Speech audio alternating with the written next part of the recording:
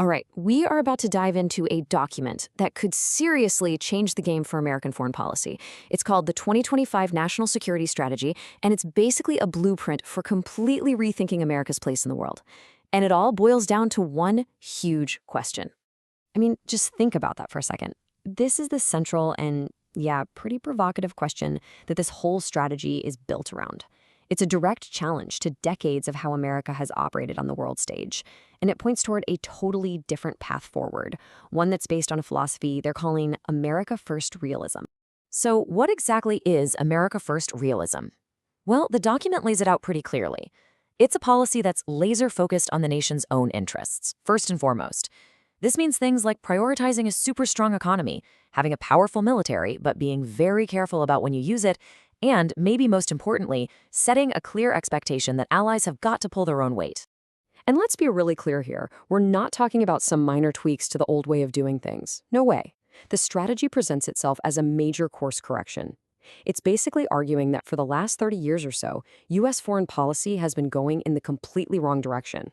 The core argument here is that once the Cold War was over, America's mission just got way too big and unfocused. Instead of zeroing in on protecting its own key interests, the U.S. kind of took on this massive, sprawling job of trying to manage and remake the entire planet.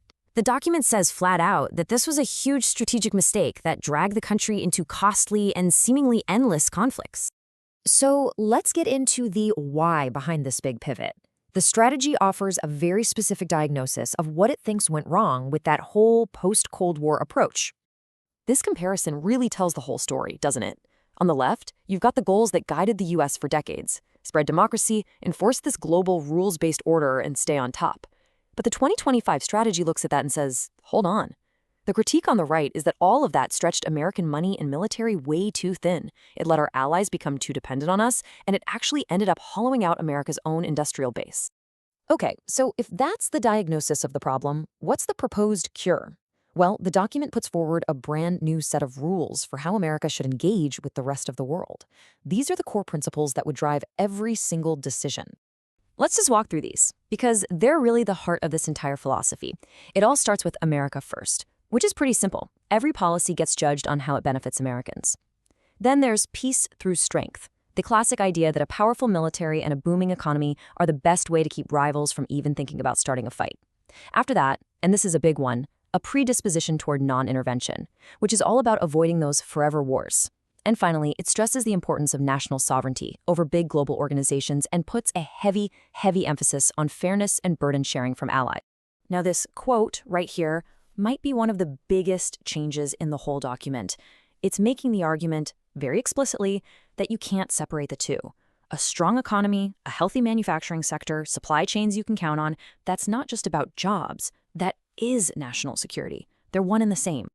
And, this isn't just some abstract concept. The strategy lays out some very concrete goals.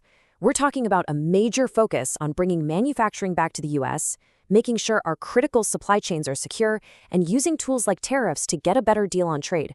It's all part of that core idea. All right, here's another huge break from the past. It's how this strategy looks at the world map.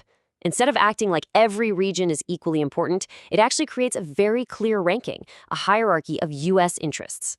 Now, this ranking is a really deliberate choice, all designed to focus American resources and attention where they matter most. Right at the top, number one priority, America's own backyard, the Western Hemisphere. Asia is next, with the main goal being to compete with and deter China. Then you have Europe, where the message is, you need to become more self-reliant. The Middle East sees a reduction in commitments, and in Africa, the focus pivots away from traditional aid and more towards trade. And if we drill down on that number one priority.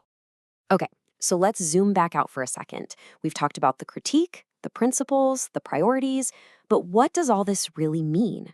In the grand scheme of things, why is this proposed strategy so important?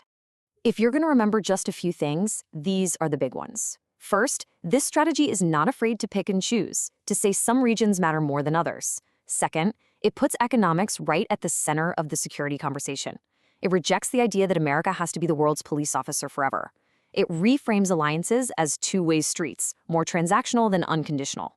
And it redefines leadership not as managing the whole global system, but as using America's leverage to get the best deal. At the end of the day, the core philosophy is actually pretty simple.